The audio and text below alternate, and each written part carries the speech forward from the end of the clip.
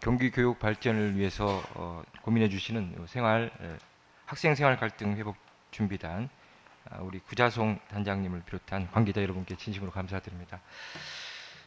오늘 토론에 앞서 한 통의 전화를 받았습니다. 뭐 계속 받는 전화인데 이 교육위원을 하면서 또 교육위원장을 하면서 받은 것은 실제 학교에서 일어나는 학생들 간의 폭력 문제가 학부모와 갈등으로 이어지면서 학폭위의 결정이 실질적으로 편파적이다. 그래서 지금 피해자인데 아들이 피해자인데 뭐 쌍방 책임으로 몰아가고 있다. 그래서 행정심판위에 제의를 할 테니까 공정하게 심판을 할 수 있도록 협조해 달라는 부탁입니다. 뭐 공정하게 해서는 제가 개입해서는 안 되겠죠.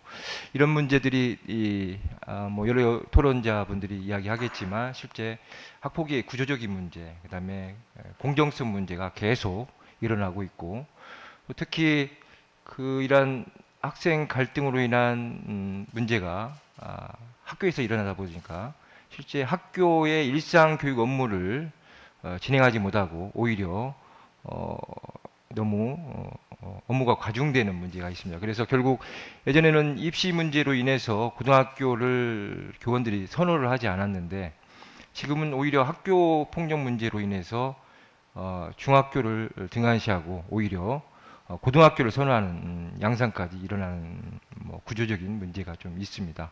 이런 부분이 전반적으로 논의돼야 되는데 오늘은 실제 용어 개정과 관련된 부분에 좀 주력해서 제가 토론을 간략하게 좀 말씀을 드릴까 합니다. 먼저 학교 폭력 용어의 학생 생활 갈등으로 개정 취지에는 공감한다는 말씀을 먼저 드리겠습니다. 학교 폭력 예방 및 대책에 관한 법률 제2조에 학교 폭력이라는 정의가 구체적으로 나와 있습니다. 근데 이제 한겨레 신문에 2016년 11월 22일자에 나온 자료에 의하면 화해 없는 처벌, 교육 없는 학교, 학교 폭력 예방법의 눈물이라는 기사에서 현행 학교 폭력 예방법이 피해자를 보호하기 위해서 학교 폭력의 개념을 상당히 넓게 설정하고 있다. 그리고 또 13조에 피해 학생이나 보호자가 요청하는 경우 또 학교 폭력을 신고받거나 보고받는 경우 반드시 학폭위를 소집해야 한다는 의무조항이 겹치면서 학교 현장에서 발생하는 사소한 다툼도 학폭위를 열어야 된다는, 그래서 결국 부작용이 발생한다는 지적이 있었습니다. 다시 말씀드리면 현재 학교 폭력으로 다뤄지는 사안들이 평범한 학생들이 학교에서 작은 공동체에서 겪는 크고 작은 문제들인데 이런 부분들이 모든 갈등이 사건화되고 있다는 문제가 있는 것이 사실입니다. 이에 대해서 저는 이제 경미한 학교 폭력은 교육적 해결을 모색해야 할 때다라고 말씀드리고 싶습니다. 현재 교육계에서도 이에 대한 문제에 대해서 학폭법의 한계를 점검하고 그에 대한 법 개정을 하려는 움직임이 있습니다. 특히 이제 교원단체 좋은 교사 운동에서는 피해 학생과 가해 학생 간의 관계 회복을 했다는 사실을 인정하는 경우에는 학교장이 당사자 및 그 보호자의 동의를 얻어서 해당 사항을 종결하고 생활 기록부에 기재하지 않도록 하자는 제안한 바 있습니다. 이제 뭐 전통적인 사법에서 정의하는 범죄의 개념, 그러니까 어떤 법을 어겼기 때문에 응당이란 처벌을 받아야 한다는 응부적 개념, 처벌적 관점이 아니라 회복적인 정의, 그 다음에 회복적 사법의 관점에서 그동안에 가해자를 응징하는 데 초점을 두지 않고 피해자의 상처를 좀 치유하고 뭐 가해자들이 성찰을 통해 반성을 이끌어내는 또 그 과정 속에서 모든 학생들이 치유될 수 있는 뭐 교육 과정에 주목해야 할 때라고 봅니다. 특히 이제 다수의 가해 학생들이 부모들의 돌봄을 받지 못하는 결손 가정인 경우가 많습니다. 이럴 때일수록 뭐 교육복지사나 학교 상담교사 등의 활동이 더 필요한데 이러한 정책적인 보완이 병행돼야 한다고 봅니다. 그리고 학교 폭력 용어 변경 관련해서는요, 2013년에 한국교원단체 총연합회에서 이미 학생 폭력으로 변경할 것을 제안한 적이 있습니다. 그러니까 뭐 우리 발제자님도 말씀하셨지만 학교 폭력이 대부분 학생 간에 발생한다는 점, 그리고 현행법상 학교 내외에서 학생에게 발생하는 폭력으로 정의되고 있다는 점에서 학교 폭력이라는 용어보다는 행위의 주체, 객체를 중심으로 한 학생 폭력이 법률 용어상 더 명확하다는 근거에서였습니다.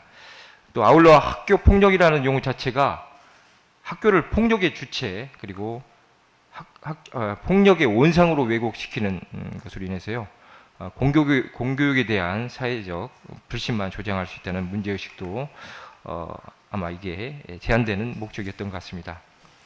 그래서 이 발제 원고에 나와 있듯이 저는 가장 신성한 교육기관인 학교에 폭력이라는 단어를 붙여 학교 이미지를 실추시키는 현행 법률의 한계는 분명히 공감합니다.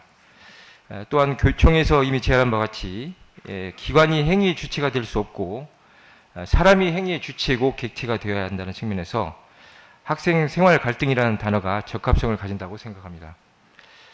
또한 소수의 일진역 폭력 외에 대부분의 학생들에 발생하는 것은 경미하고 사소한 갈등 상황이라는 점에서 폭력이라는 용어를 생활 갈등으로 변경하는 것은 타당하다고 봅니다.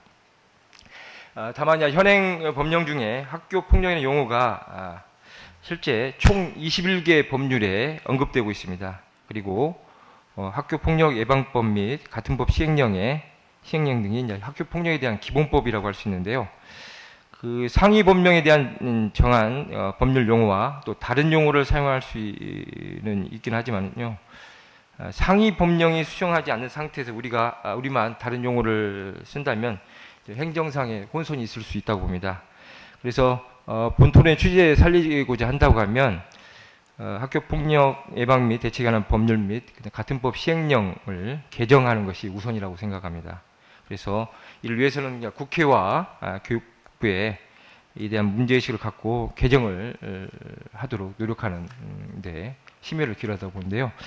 저희가 교육위 차원에서 실제 국회 유성엽 교문위원장과 김상곤 교육부총리를 면담을 지금 요청한 상황입니다. 그래서 10월에 원래는 10월에 요청을 했는데 10월에 국감과 겹치다 보니까 조금 늦어질 수가 있는데 제가 여러 사안이 있습니다. 여러 사안에 뭐 경기도의 교육과 관련해서 다른 광역자치단체보다 일일 학생들에 대한 교육비 지출이 적다는 부분이나 여러 가지 학교 신설 부분, 또 이게 학교 폭력 관련된 이러한 용어 개정이나 전반적인 법 개정에 대해서 의견을 주시면 그 건의안을 가지고 직접 전달할 예정입니다. 그래서 오늘 좋은 토론이라고 생각하고 이 토론을 통해서 이러한 이미지 개선뿐만 아니라 학교에서 학생 간의 갈등, 특히 이제 폭력이 없어지는 정말 교육의 메카로서의 학교가 본연의 역할을 할 수 있도록 했으면 좋겠다는 바람으로 토론을 마무리하고자 합니다. 감사합니다.